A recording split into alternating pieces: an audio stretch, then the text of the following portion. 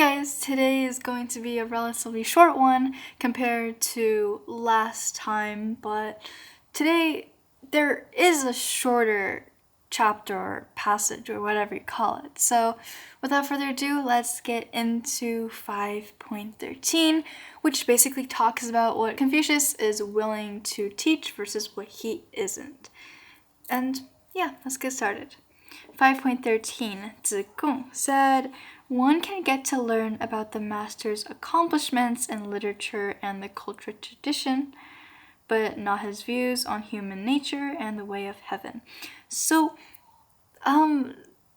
accomplishments, this word can be a bit confusing because the Chinese word that is translated into this accomplishments in literature and the cultural tradition is just literature and cultural tradition. So Zigong isn't emphasizing on Confucius's accomplishments, but instead on what he teaches, which is cultural tradition. He teaches more about external things, I guess, like form and how you're supposed to live. But he doesn't teach human nature or the way of heaven. So Zigong is saying Confucius teaches more of the things that shape people, like rights and filial piety, or historical figures that show how to be a good person. And his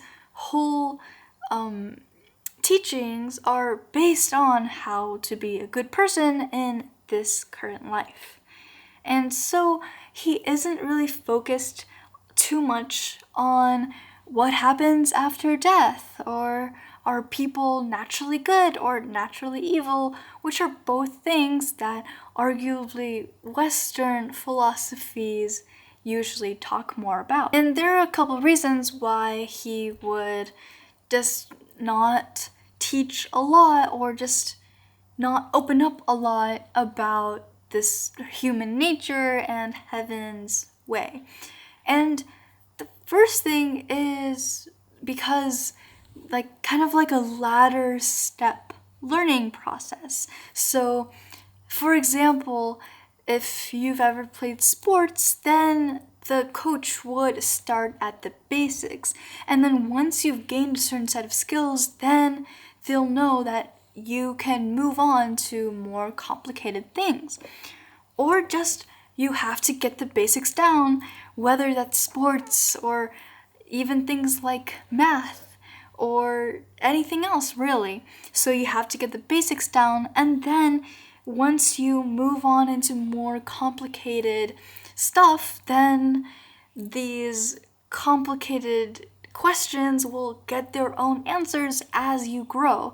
And plus, telling you straightforward won't even really, they won't have a very large impact. You have to discover them yourself to be like, whoa, that was so cool. And what I mean by that is that you can't really hear the way of heaven. You have to experience it yourself by living correctly. So even if Confucius explains it to you, it'll only become just another abstract idea in your head, and it won't really do anything to you. So you have to get to that point yourself, which is why Confucius teaches the ladder, the steps, so you can get yourself to that place. So all in all, the Analects is a very practical kind of thing. And yeah, that'll be all today, and I'll see you in the next one.